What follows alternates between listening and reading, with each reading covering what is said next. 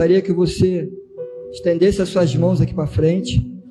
Vamos orar pelo irmão Bruno, em nome de Jesus.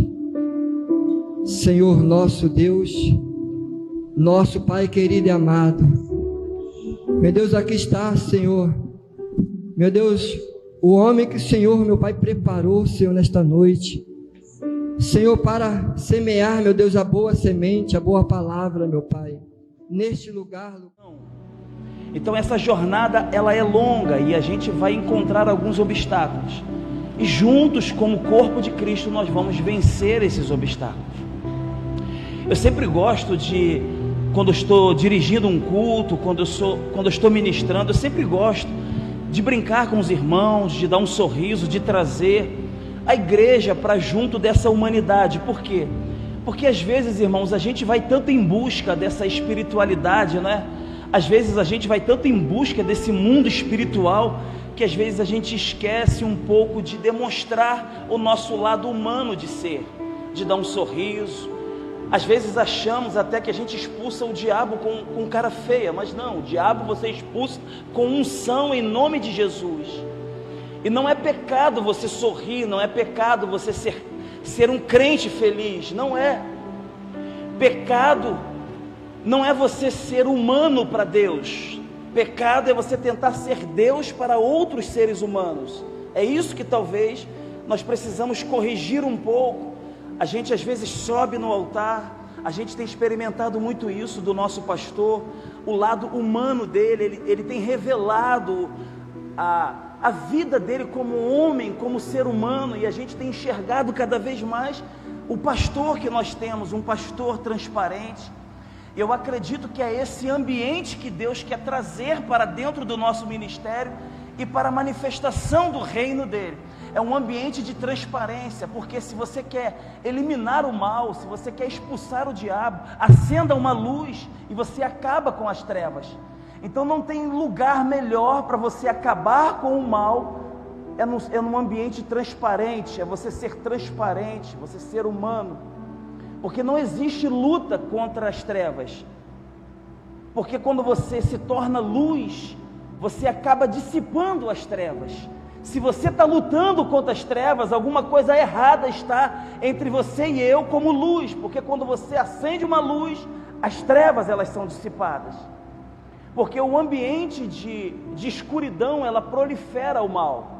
O câncer, quanto mais escondido ele fica, mais ele cresce e mais ele se torna um mal.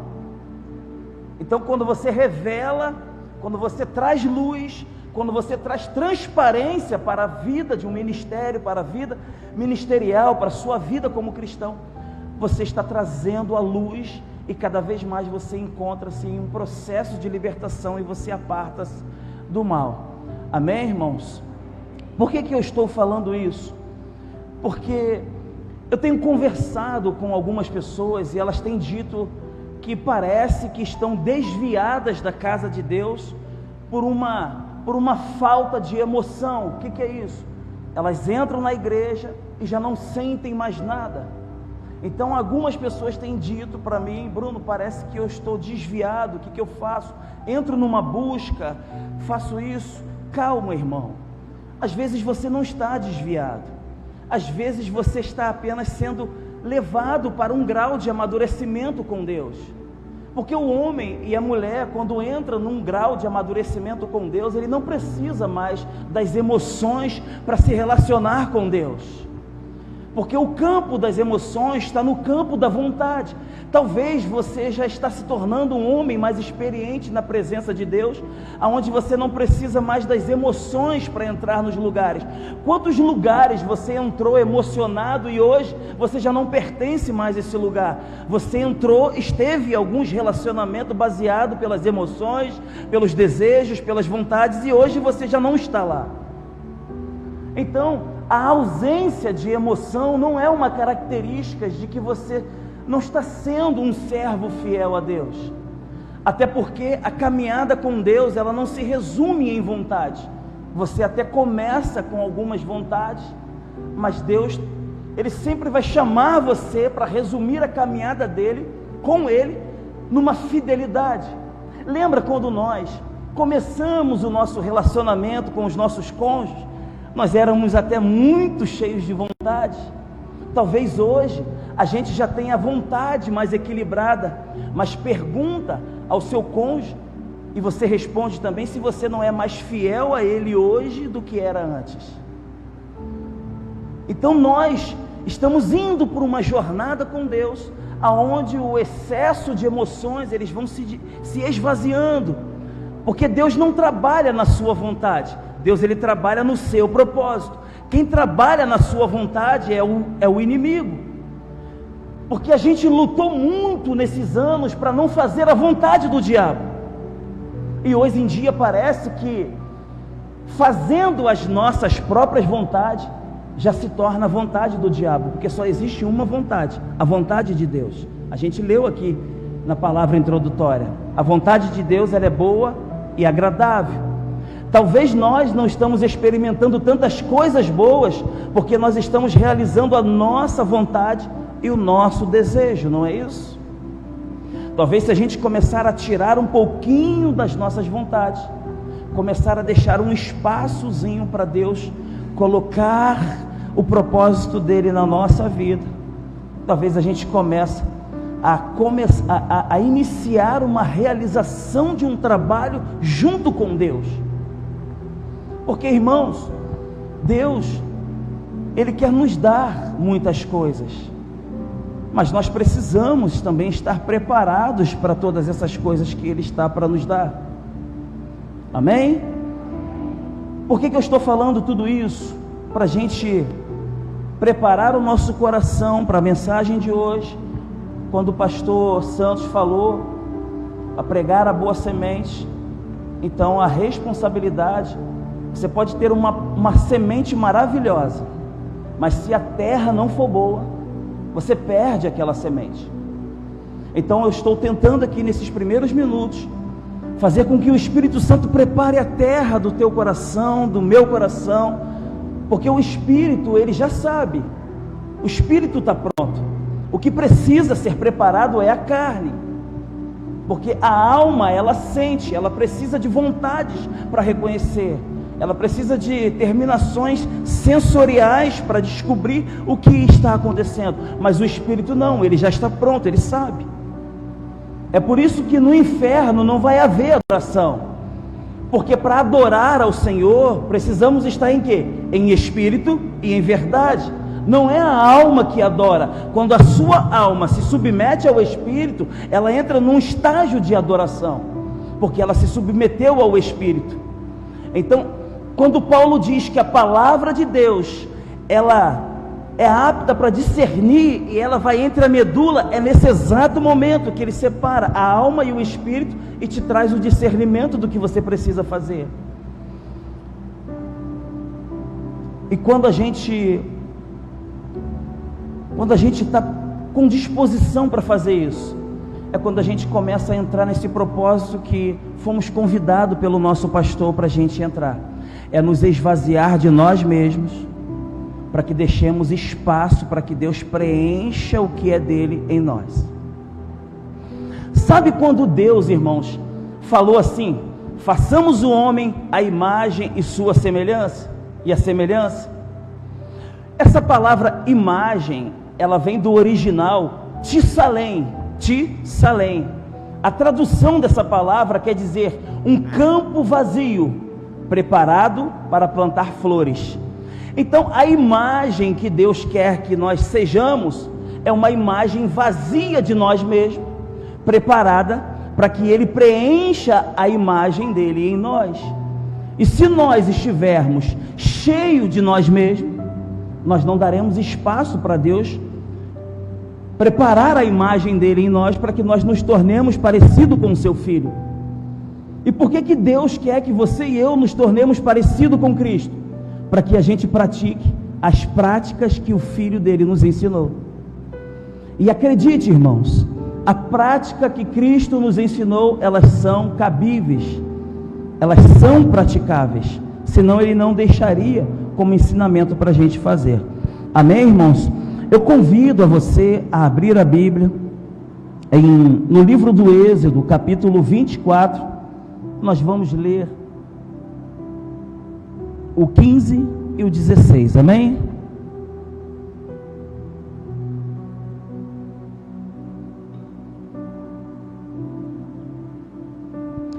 Podemos ler, todos prontos? Êxodo, capítulo 24, versículo 15 e 16.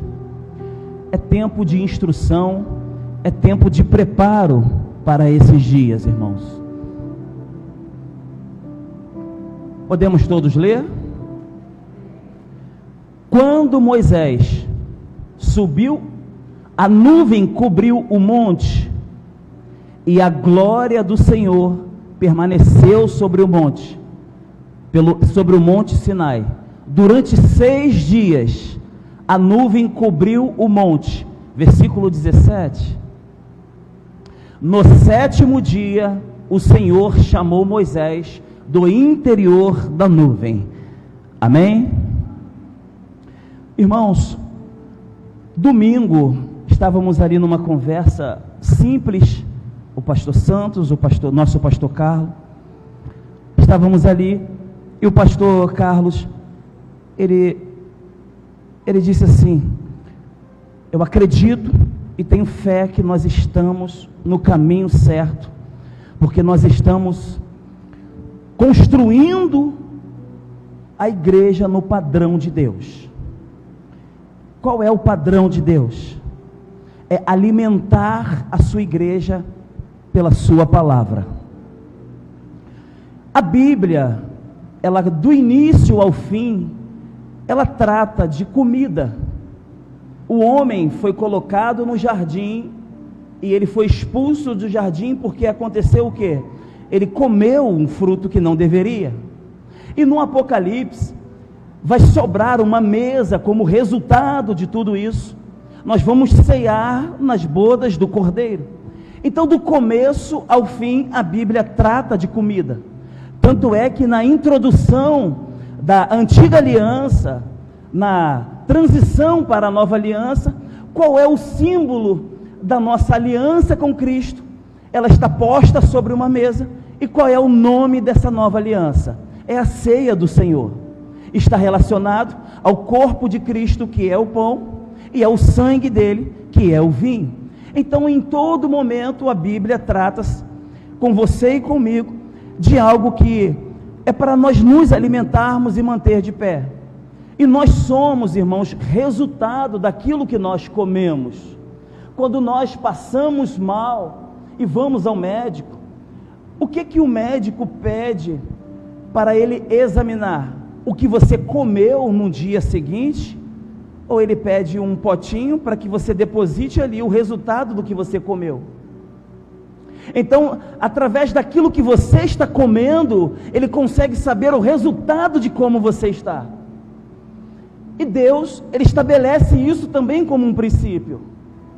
E nós sabemos que o princípio de Deus, ele vai ser estabelecido através de um fundamento. O fundamento é aquilo que sustenta a igreja, que é o corpo de Cristo, para caminhar. Essa cadeira que nós estamos sentados, ela está firme, presa e fixa em um chão que é firme. Quando você sai de casa e caminha, você só pode caminhar sem tropeçar se você andar pelo um chão que é firme. Esse é o propósito de Deus quando se fala de fundamento. É trazer para você algo aonde você possa caminhar, que não tropece, e você chegue até o seu destino pelo qual ele trajetou, fez como trajetória para a sua vida. Então a igreja de Deus, ela vai caminhar sobre um fundamento. E quem é o fundamento dessa igreja? É Cristo Jesus. Salmos e Atos vai dizer que Cristo é a pedra angular que vai construir toda essa manifestação do reino de Deus, não é isso? Então, se Cristo é a pedra angular dessa construção, e Ele nos traz os fundamentos, nós vamos precisar sustentar essa criação de Deus com alguns pilares e algumas colunas. Quantos entendem do que eu estou falando aqui sobre construção? Quando você começa a construir algo, você precisa levantar algumas colunas para sustentar e colocar uma cobertura. Nós, enquanto seres humanos, nós celebramos quando batemos uma laje em nossa casa, não é isso? A cobertura é uma celebração nossa, pois quando Deus vai celebrar uma construção, a celebração de Deus não é pela cobertura, é pelo fundamento, é pelo alicerce. Então Deus está trazendo um princípio para nós nos dias de hoje, porque Ele precisa manifestar o reino dEle na construção de uma pedra, e essas colunas, uma das principais colunas que Deus vai estabelecer a construção dEle é a família. Quantos estão entendendo aqui o que está sendo dito nessa noite? Então, se uma das colunas que vai sustentar a obra que Deus está construindo, nós vamos ter que compreender como é que se dá esse processo e esse princípio de uma construção de uma família no modelo bíblico. Então, para uma família, existe um modelo bíblico para se construir. Por que Deus, Ele selecionou a família? Ele olha para a família e Ele enxerga a família como um dos principais pilares para a construção dele do reino.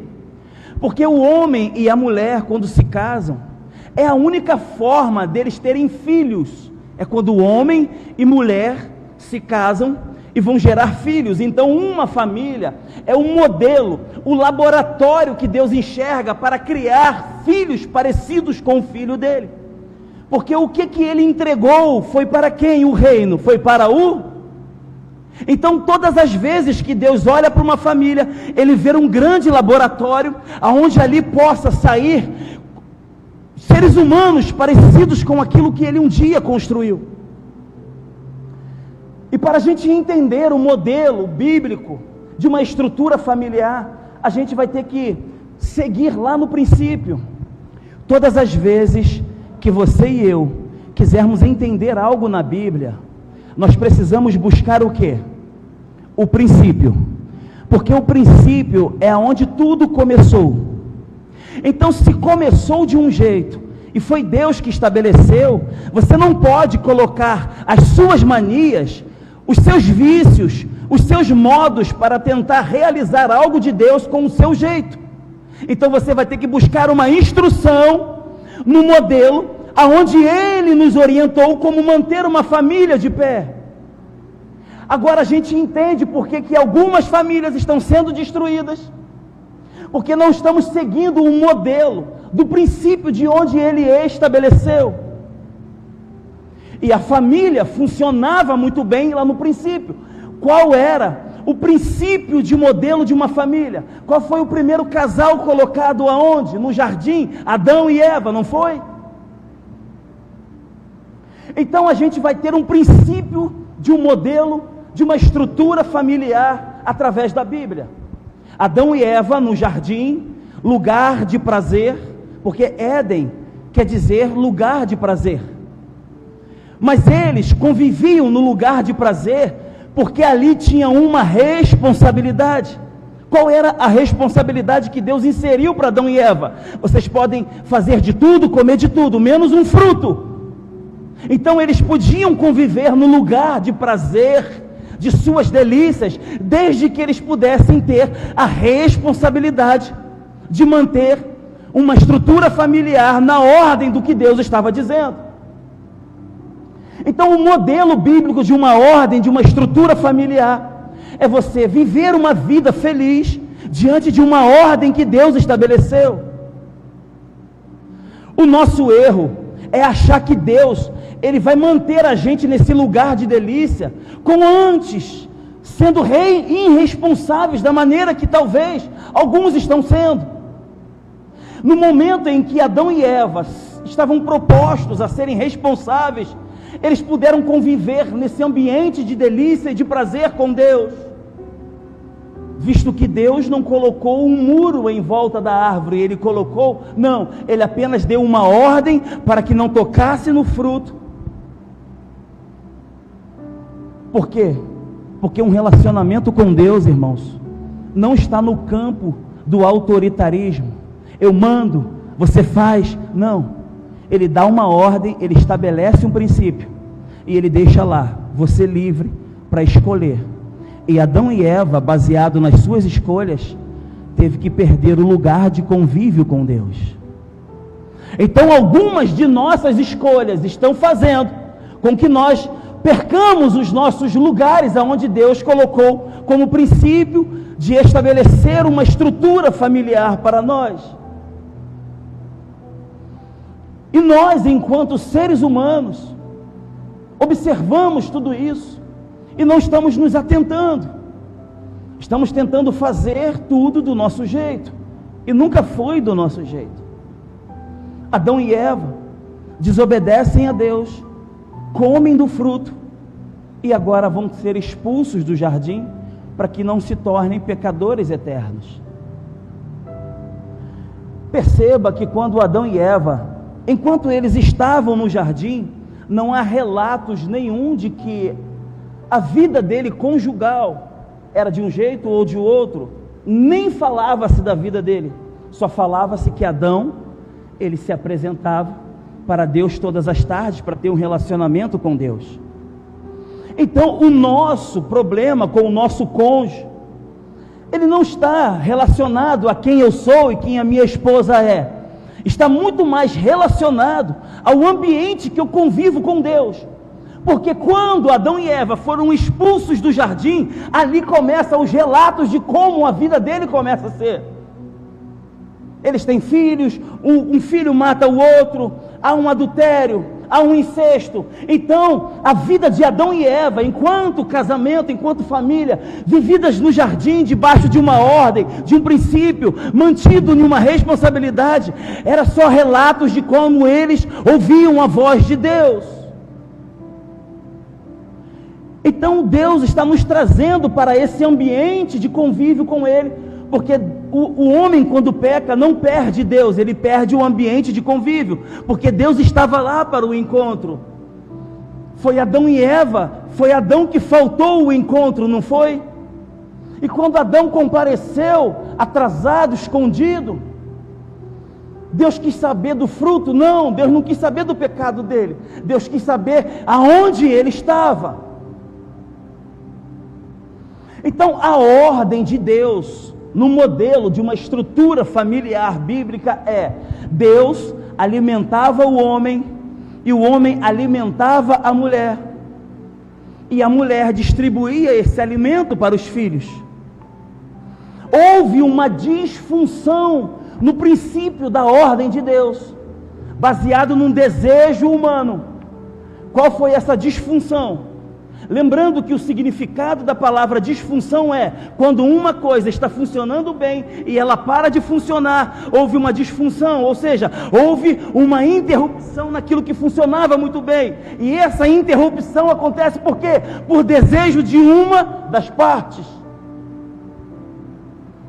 Olha, a gente precisa compreender aonde é que está havendo a disfunção dessa estrutura que se perdeu. A estrutura não era Deus alimentando o homem, e o homem posicionado, alimentando a sua esposa, e com o alimento que ele dava para a esposa, ela não distribuía para os filhos. Qual é a disfunção que acontece no princípio no jardim? A mulher, ela vai se alimentar de quem? Ela vai ouvir quem na árvore? Se a mulher, ela vai se alimentar da árvore, e vai pegar o fruto e vai dar para o seu marido, não está vendo uma disfunção inversa daquilo que Deus?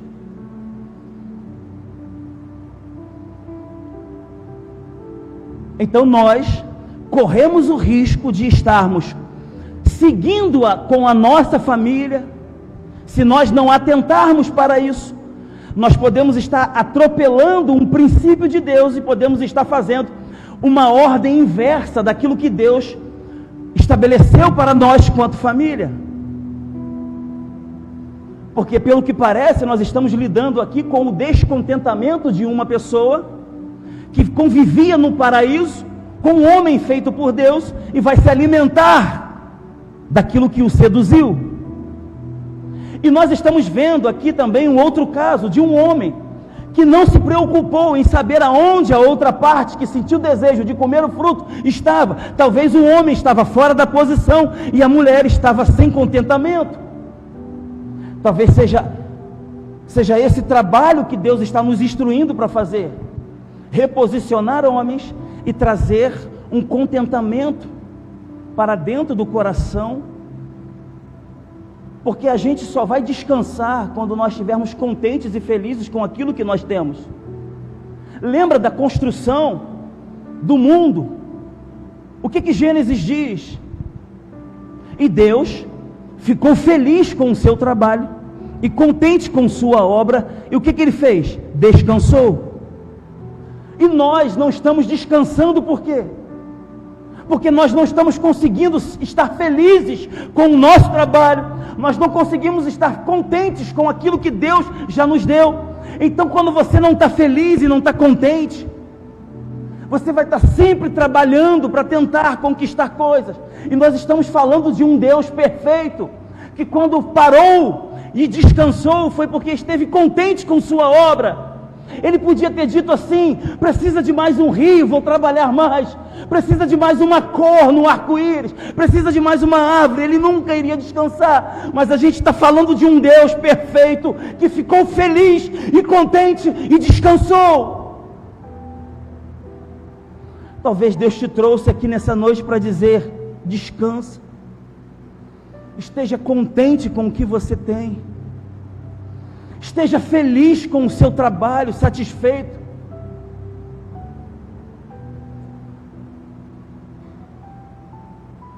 O corpo, Deus está nos chamando, irmãos, para uma medida de fé, para estarmos andando numa unção. E quem dá essa unção é Deus, mas Ele prepara o corpo primeiro para Ele descer essa unção. Mas Deus nunca vai descer a unção em um corpo onde o corpo está cansado, porque a unção, ela não funciona no corpo cansado, e você só consegue ser preparado por Deus para receber essa unção. E Deus, Ele nunca vai descer uma unção num corpo que está cansado, então Ele nunca vai dar para você algo que você se cansa. Se você está envolvido com alguma coisa que está cansado, não é Deus que te deu. Ou então você está fazendo tudo isso de acordo com a sua vontade, fora de um princípio. Porque se você e eu trouxermos aquilo que temos para o princípio de Deus, nós vamos sofrer um realinhamento, e aí nós vamos estar posicionados, estabelecido por Deus como coluna para Ele repousar aquilo que Ele quer construir.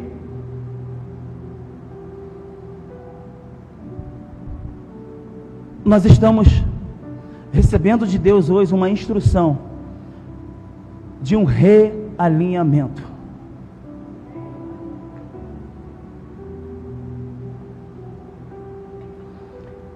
De um mundo que nos ensina a conquistar muitas coisas, não é isso? Talvez Deus esteja nos convidando a observar o que nós já temos e desfrutar daquilo que nós já temos. Quando Jacó se encontrou com Esaú, ele teve uma desavença com Esaú, não teve? Ele não roubou a bênção do seu irmão. Então ele saiu da sua casa, saiu da casa de seu pai, ele foi morar com seu tio. Aí ele teve a saída da casa do tio dele. Isso está lá em Gênesis 33:12. Então ele vai passar pelo Val de Jaboque, ele vai ter um encontro real com Deus, para depois ele ter um encontro legal com o seu irmão. Você só pode ter um encontro legal com o seu irmão se você tiver um encontro real com Deus. Então agora ele vai se encontrar com o irmão, e eles vão fazer as pazes, vão se abraçar, se reconciliar. Esaú, no versículo 12 de Gênesis 33, vai fazer um convite para Jacó. Qual? Meu irmão, agora que nós reconciliamos, eu tenho um exército, eu convido a você para conquistar muitas coisas comigo. Olha para o meu exército. Esaú chama Jacó, E Jacó responde, sabe o quê? Não, meu irmão, eu não posso seguir com você, porque eu tenho uma casa, os meus filhos são novos, o meu rebanho é tenro. Se eu andar no passo do seu exército para conquistar muitas coisas, eu mato o meu rebanho. Saiba que na tua vida, no seu ministério, você vai ser convidado, você e eu, assediados para conquistar muitas coisas e andar num passo veloz de um exército. Mas a gente vai ver uma declaração de Deus em Malaquias 1:3, dizendo que Deus, Ele odeia Esaú. Quando Ele fala odeia Esaú, não é que Ele odeia a pessoa de Esaú, mas Ele odeia quem Esaú se tornou. Por quê? Porque Esaú se tornou um homem de muitas conquistas, mas ele começou a atropelar os princípios de Deus para conquistar as coisas. E Jacó não, ele deu um passo para trás, resolveu preservar o teu rebanho, porque ele tinha uma casa. E no final, Deus fala o quê? Eu amo a casa de Jacó. Porque antes de Deus nos chamar para ter um ministério, Ele nos convida a olhar e preservar o nosso rebanho. E nós vamos ter que resistir a algumas conquistas para observar o passo e o crescimento da nossa casa, porque talvez você esteja voando em seu ministério, mas você precisa observar o passo do seu rebanho. E eu vejo Deus consertando a vida de muitas pessoas. Mas para corrigir e consertar, nós vamos precisar ouvir e analisar o que Deus está falando. Porque para uma profecia de prosperidade, talvez você não precisa parar. Você pode ouvi-la andando, fazendo qualquer coisa. Mas para corrigir algumas coisas na minha vida e na sua vida, você e eu vamos precisar parar e analisar e ouvir o que Deus está falando. Lembra de Maria, quando apareceu o anjo, e o anjo falou, bendita seja tu entre as mulheres, terás um filho de Deus. Ela estava acordada, ela estava em pé, mas José entendeu tudo errado. Ele queria abandonar a sua noiva, ele achou que ela estava grávida de outro homem, ele entendeu tudo errado, e Deus queria corrigir tudo aquilo. José estava dormindo, aparece um anjo, e o anjo corrige tudo. Então, para uma palavra de bênção, de prosperidade, talvez você não precisa se concentrar muito, mas se você quiser corrigir algumas coisas na sua vida, nós vamos ter que parar e olhar e analisar o que Deus disse, porque Ele disse tudo sobre tudo. Deus, Ele já disse tudo sobre casamento, sobre ser esposo, sobre ser marido, filho, esposa. Por que nós não estamos analisando o princípio de Deus? Se nós queremos abrir uma igreja, por que a gente não para ouvir o que Deus disse sobre abrir uma igreja?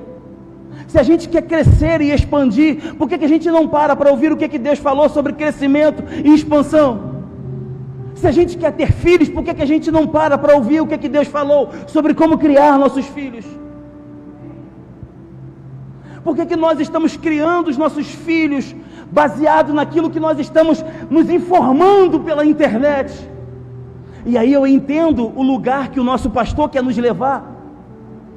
E aí eu quero entrar em conciliação, em alinhamento com o texto que eu li aqui hoje, baseado pela orientação do Espírito.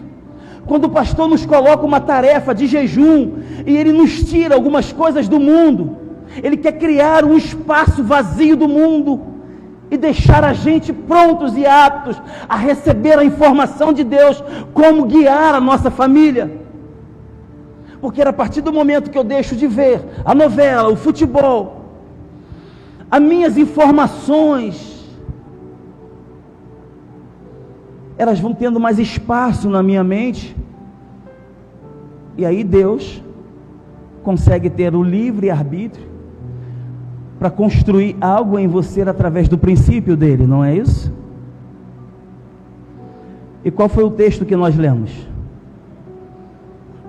Nós lemos um texto onde Deus queria trazer para Moisés a orientação de o estabelecimento de uma ordem, de uma lei, daquilo que ele queria que o povo se orientasse, não foi? E ele chama Moisés, ele convida Moisés a subir. E a gente vai ver Deus chamando Moisés, e Moisés sobe ao monte. E quantos dias Moisés fica lá, sem Deus aparecer? 6 dias Deus ficou com Moisés no monte, sem falar nada. Porque quando Moisés, ele sobe, ele ainda está cheio de expectativas humanas. Ele tinha conversado com filhos, com esposa, ele tinha conversado com seus irmãos. Então as informações de Moisés estavam muito cheias de expectativas humanas.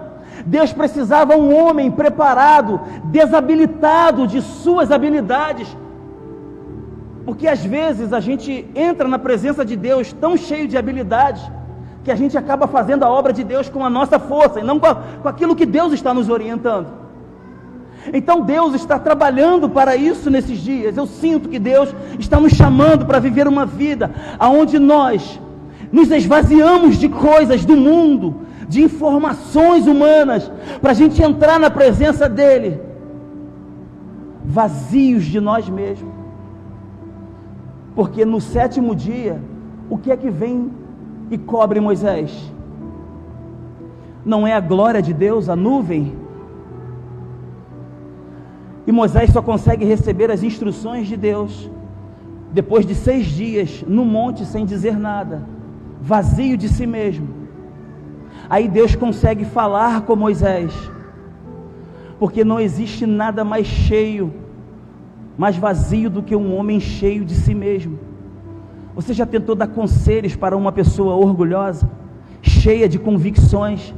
Você fala e ela não ouve, porque ela está cheia de suas verdades, cheias de ensinamentos, de perspectivas humanas, de desejos, de vontades, de cobiças, de vontade de conquistar coisas. E Deus queria um homem ali pronto para ouvir o que ele estava estabelecendo, e esse homem precisava estar posicionado, vazio de si mesmo.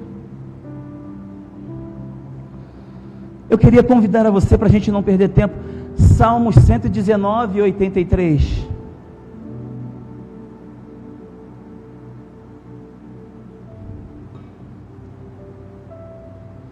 Salmos 119, 83.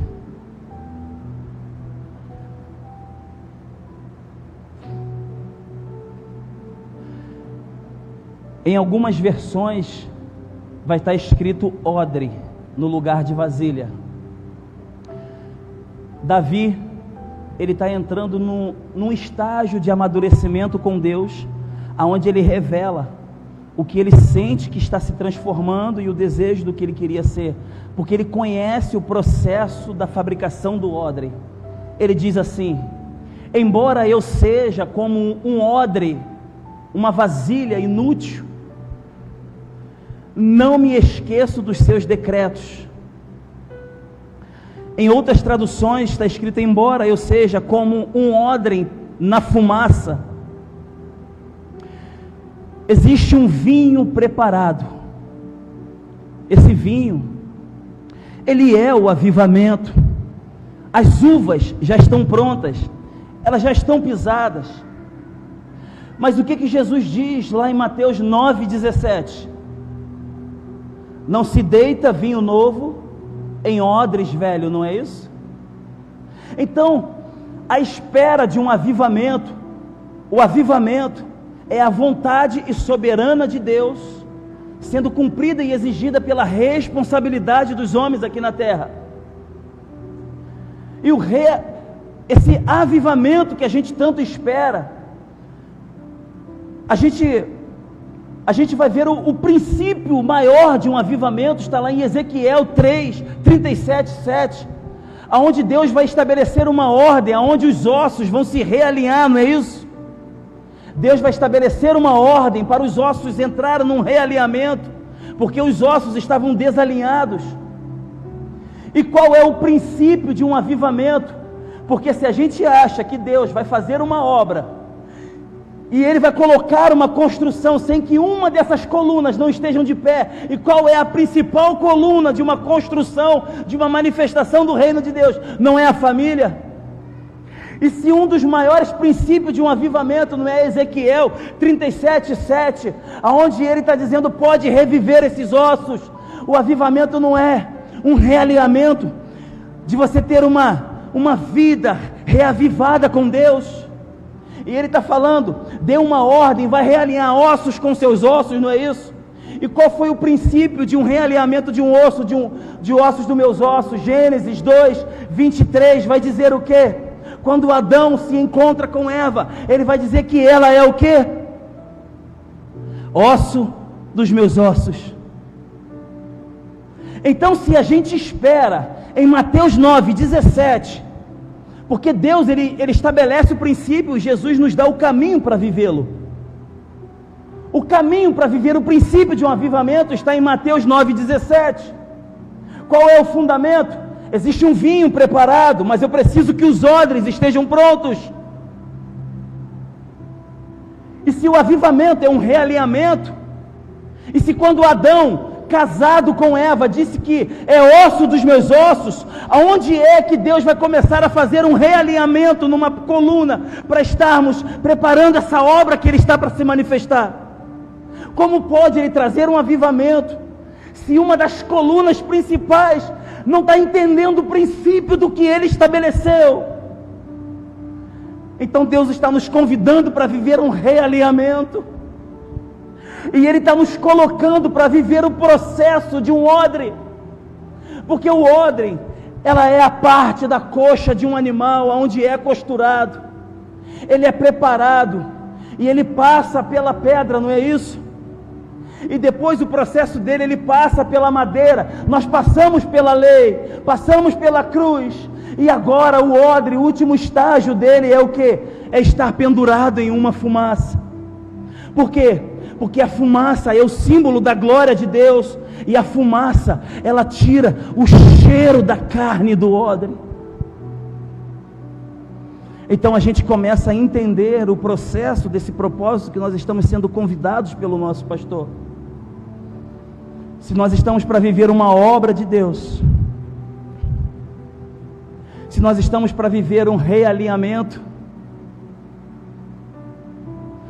nós vamos precisar estar pendurados numa cortina de fumaça, para tirar o cheiro da carne, para estar preparado para receber esse vinho novo.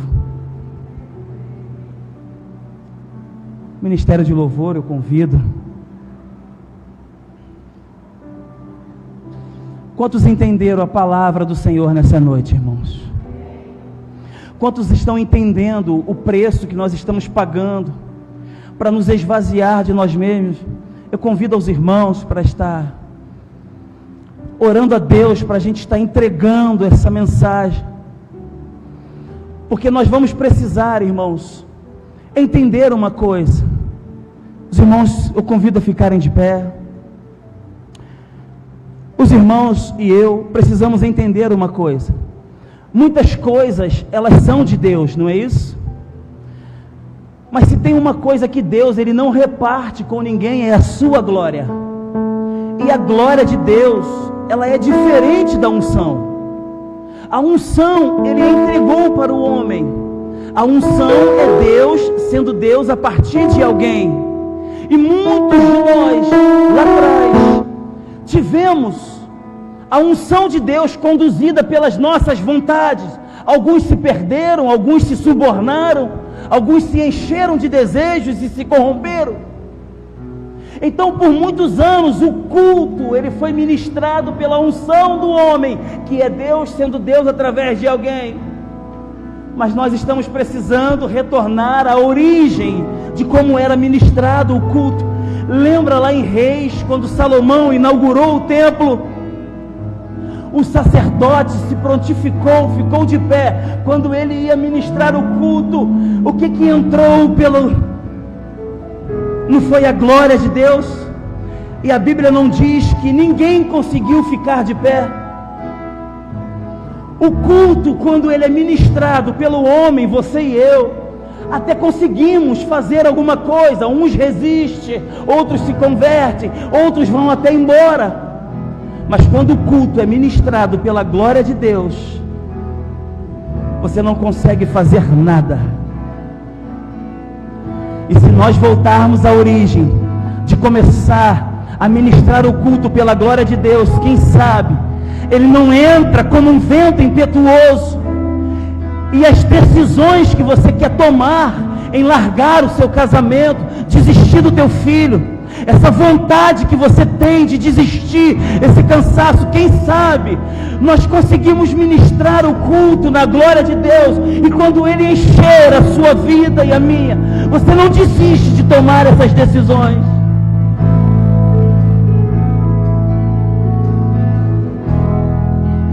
Senhor nosso Deus, em Tua presença eu coloco a minha vida em Suas mãos e convido a igreja nesse exato momento a estar posicionados diante dos Seus olhos, para estarmos clamando ao Senhor, pedindo, meu Deus amado, um nível de maturidade para que nós possamos estar livres de nossas decisões, de nossos desejos, de nossos anseios, de nossas cobiças, de nossas conquistas. Nos livra de nossas decisões erradas. Encha-nos com a Tua glória, nos leva para um lugar e nos esvazia de nós mesmos, para que o Senhor possa ter espaço para encontrar e falar conosco.